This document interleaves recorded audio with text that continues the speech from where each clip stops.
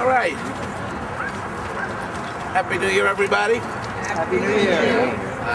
Really glad that everybody's here. My name is Scott Stringer, Manhattan Borough President, and thank you, Linda. And I want to acknowledge some folks who helped us with this report and this outreach, because this is about a big coalition.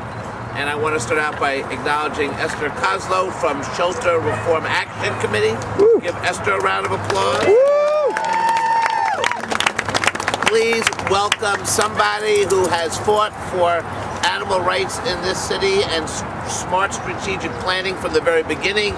My very good friend Rita Bar-Orr. I want to give her. Also joining us today is Arena Kinson from Stray from the Heart. Give Rita. Mark Landis, West Side District Leader, is with us and an advocate. We have Mark Diller, the Chair of Committee Board 7. And we have the world-renowned artist, Peter Max, representing Mary Max. We're also here with a number of elected officials who are going to speak, as well as advocates. But we're here today to issue a report on the city's broken animal care and control system. We're offering up a new financial model to transform this agency into a thriving public-private partnership. Today, AC&C shelters animals are neglected, mistreated, and fall ill, while taxpayers pick up the tab. New York animals deserve better, and so we have to make sure that taxpayers are doing better, because they're throwing good money after bad.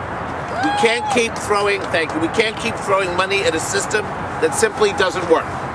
It's time to get AC&C out of the doghouse, and to that end, we're proposing a blueprint for reform that will protect animals, save taxpayer dollars, and create an animal welfare system that all New Yorkers can be proud of.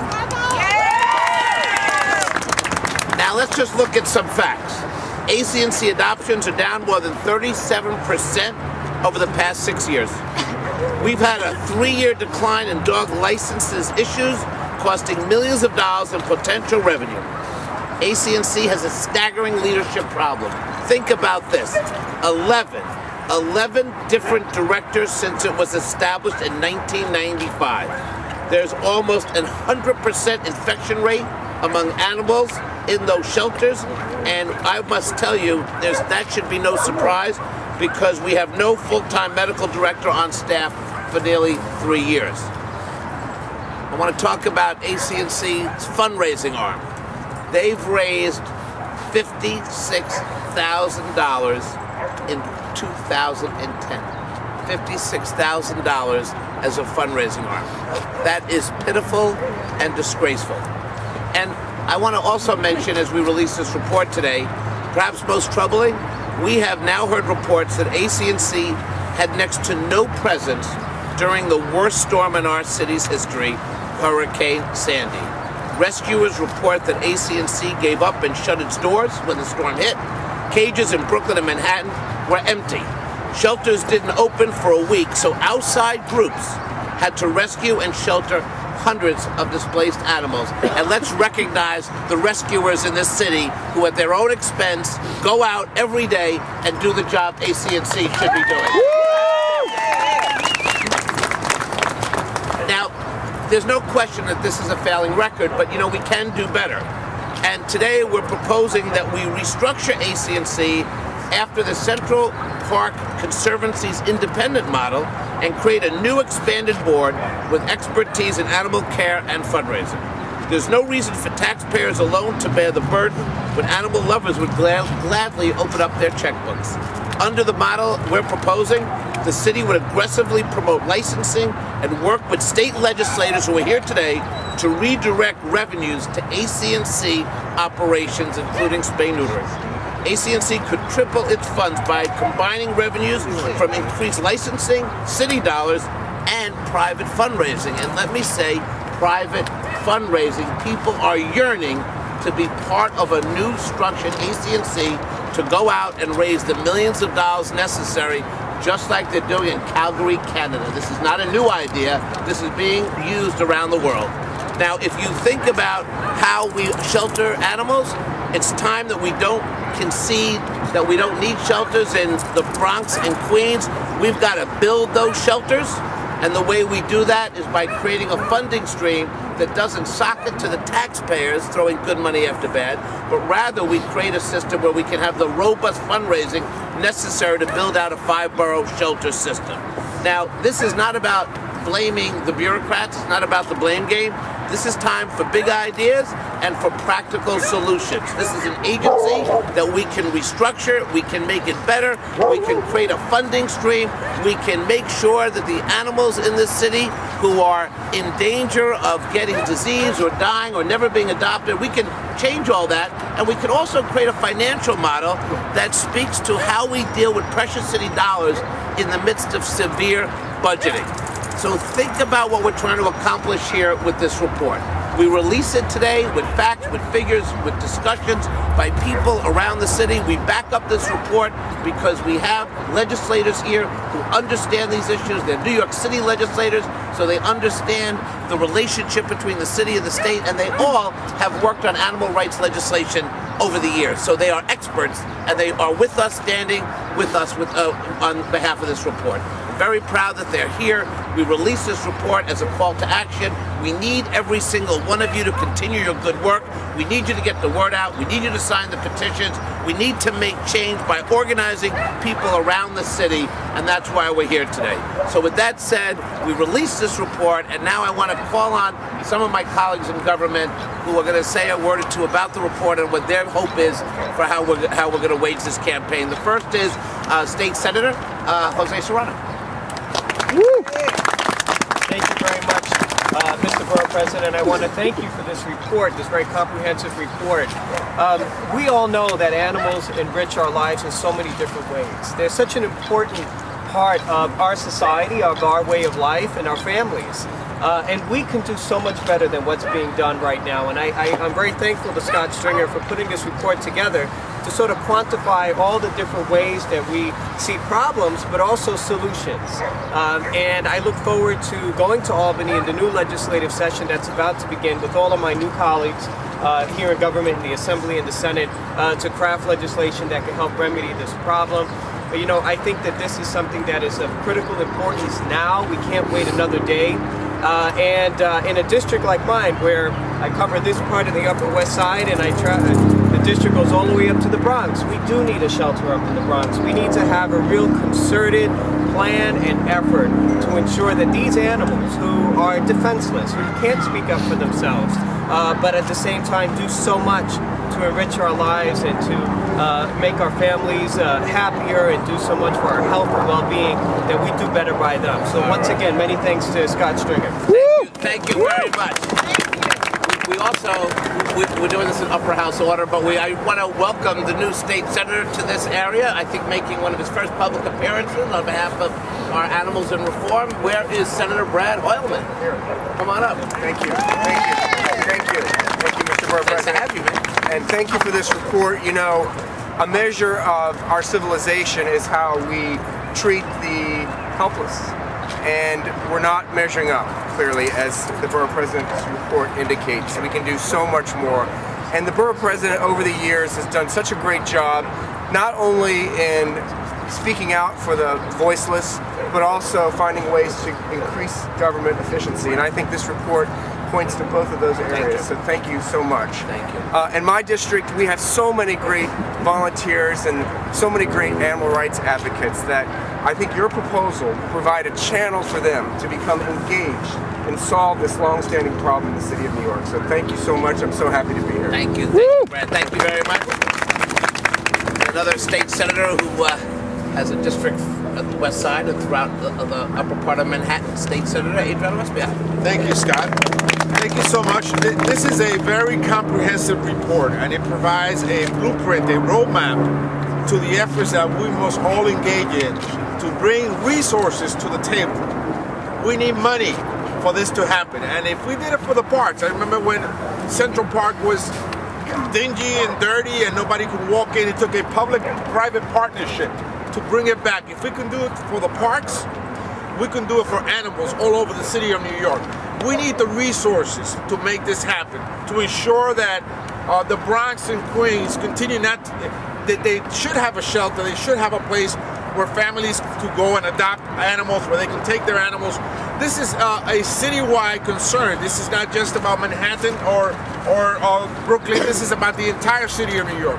But we need resources and we need smart legislation, practical, that put into work could resolve this very serious problem. So I commend our borough president for taking the initiative, the leadership in providing this very comprehensive report. I don't know if it's been done in the past, but this is a good blueprint for us to follow, and I'm happy to be associated with this effort. Thank you so much. Senator Esbiat. Our next two speakers are very well known to all of you. Led the charge in Albany on so many of these legislative initiatives. The first up is our West Side Assemblywoman, Linda Rosenthal.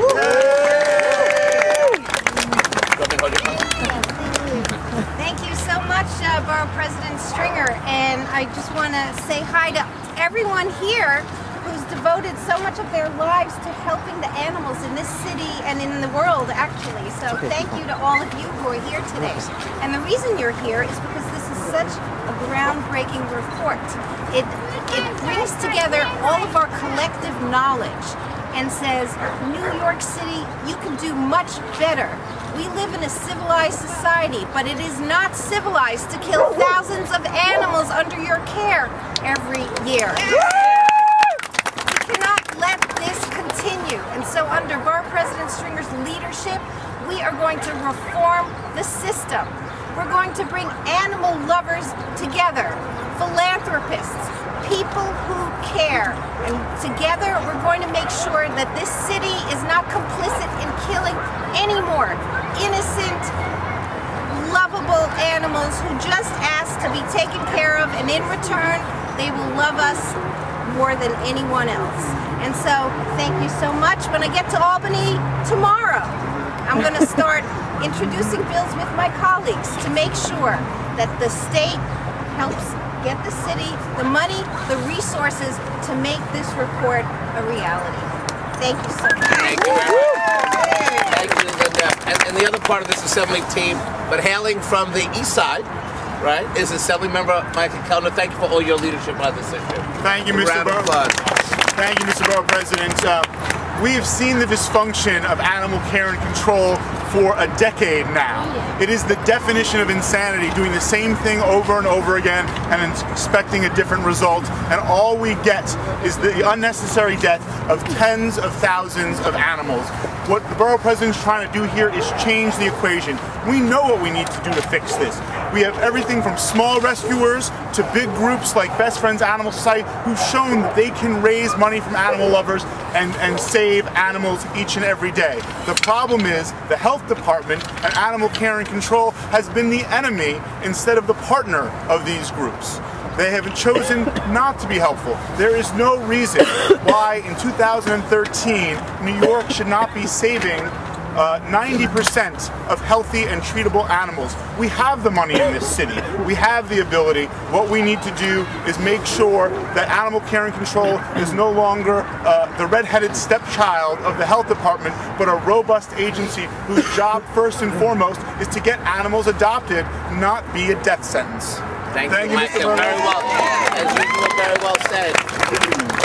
Representing the New York City Council is our own council member from the West Side and beyond, Gail Brewer. Thank you very much, Mr. Borough President. A couple of things. First, I want to thank Floral. Scott and I, Linda and others have stood here many times. Public-private partnership. And guess what? It's fabulous because of the input. And what we're saying is the board of directors, as the Borough President's excellent report, and I want to congratulate his staff too. The wonderful report talks about redoing the board, just to start with. There are 6 public members and there are 3 city members. Why in the world should the city be the chair? Any nonprofit selects its own board. And you just start with that, then you would be like, as the Borough President indicated, the Conservancy, but you'd also be like every other nonprofit in the world. Makes no sense to have a city agency that has to go to City Hall every time they want to do something and nothing happens because it's not a priority. It's not a legacy item, it's not a priority, and we need to change that right now. And I look forward to supporting that. Number 2, when you have a real nonprofit, this floor borough has brought in tons of money. So have all the other dog runs. So have all the other groups. The Wild Bird Fund right next to my district office, volunteers every day, wonderful volunteers, and funding is coming in. The same thing could happen because this community is phenomenal. And you can participate in something that you really want to participate in, not something that's flawed, makes no sense, and is not helping animals or their owners or our city. Thank you very much, Mr. Borough President. Thank you very much. Now I want to introduce a couple of advocates and activists who are on the front line of the struggle. I do want to mention one thing as it pertains to raising funds. AC&C raised $59,000 in 2010, but I'm here to tell you that Rachel Ray, during the eye of the hurricane, donated $500,000. She was smart. She didn't give it to AC&C. She gave it to the ASPCA because she knew that there was trouble with AC&C. Imagine if one individual could give $500,000 and then Peter Max, the world-renowned artist, whispers to me, how do I donate $1 million in art to raise money for this agency?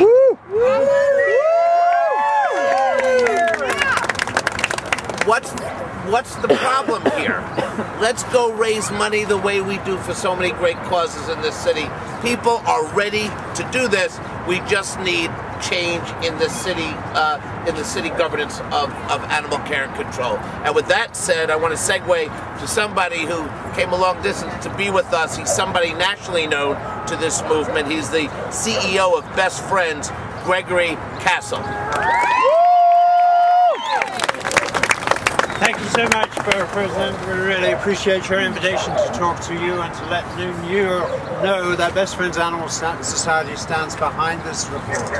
We believe, from our experience both in this city, where we have worked for a good many years, and also around the country and other communities, that a governance change is absolutely essential. In order to save more animal lives, it is vital that reform takes place. And the reason we know is because we've seen it in so many other cities. It's happened in Los Angeles, it's happened in San Francisco, in Salt Lake City, in Jacksonville, Florida, and Austin, Texas. I could list many other cities where we have seen this responsible use of public funds to reform their shelter operations in cooperation with private organizations to achieve great success in saving animal lives and using the public's money more effectively. I want to thank you all for being here and thank all you rescuers who have made big changes here, but it's against a lot of odds. And we want to help this community to make these reforms and achieve more success in saving animal lives in New York. Thank you, New York. Thank you very much. Thank you for being here with us today. You guys want to come up? We got some young folks here today too. Let's give them a round of applause. Animals? I love animals. I have a dog. A dog? Yes, I have a dog. You too? I had a snake. You got a snake? Cats here? Yeah, he has 2 cats. All right. Cats. Can you talk to my wife? I want a dog for my 1-year-old. She said, "You're not yet. So I need you to lobby for me, okay?" She's not here. She doesn't want to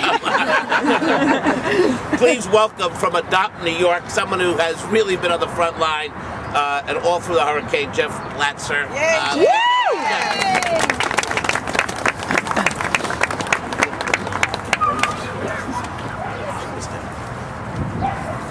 Good afternoon, everyone. My name is Jeff Latzer, and I'm a co-founder of Adopt New York. And for 3.5 years, I volunteered at Animal Care and Control in Manhattan.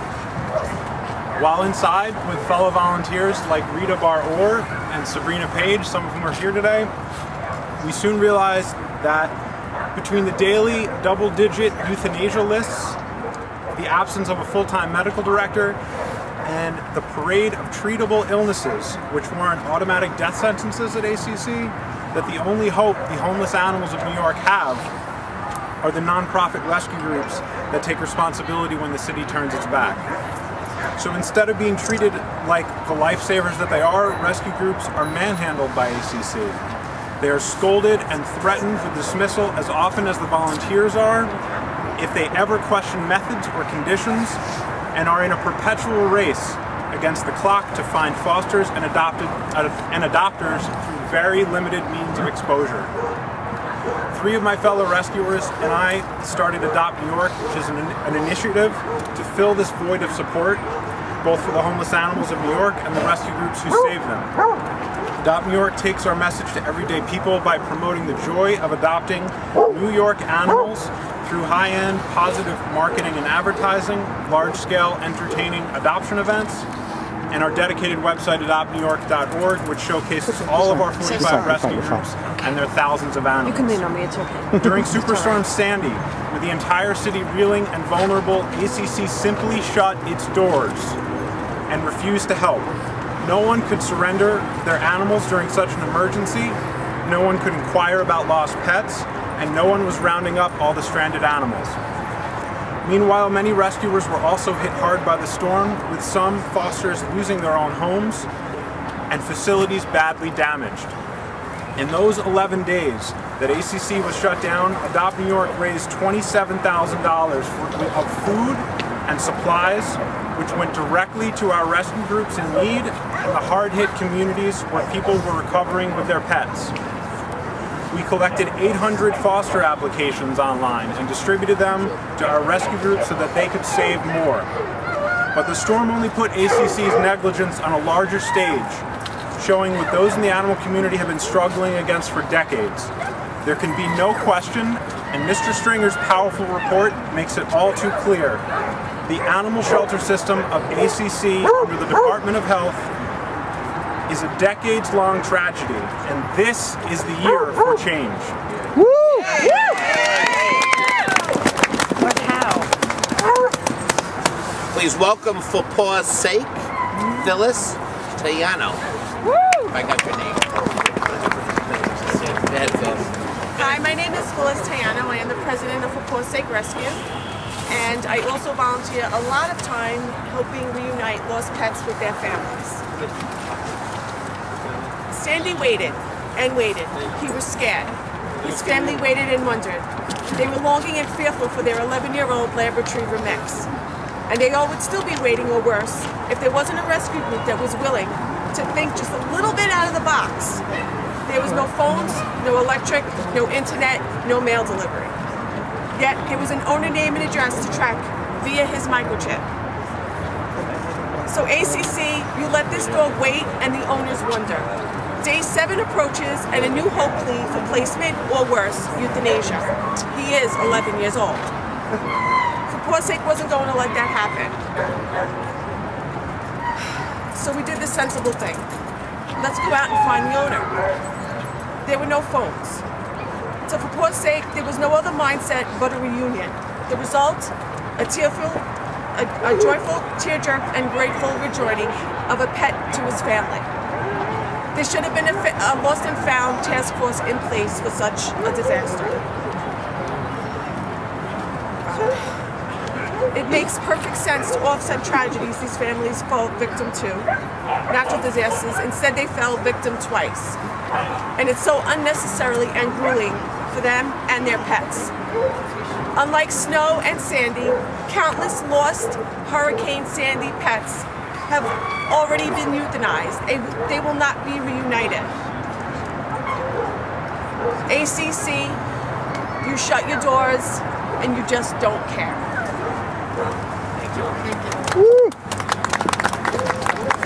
And part of, just in concluding, part of why we need ACC reform is they are relying on the rescuers to do the work that they should be doing.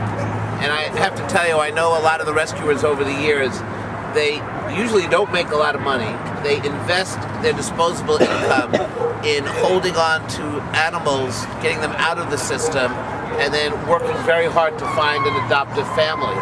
It's very, very dangerous work, and it's very much emotionally painful. A lot of these animals do not arrive to their homes healthy. A lot of them have real physical issues, and the people that do this work are happy to do it, but they're being taken advantage of. And when you look at the adoptions that have decreased by 37%, and AC&C says, well, we're actually successful because we're placing people, so actually the placements are up. Well, this is just not the true story. placements mean shuttling animals from organization to organization. And the problem with this is the city just appropriated $10 million over 3 years to ACC, and for the life of me, I cannot figure out exactly what they're doing with this money at a time when every dollar counts for a variety of social services in this city. And this report should serve as the first of what I hope will be a series of investigative pieces that audits how this agency functions and operates. And at the same time, we launch our campaign to make sure that we change the system. If we have questions from the press, we'd be happy to take them from me or any of my colleagues. Thank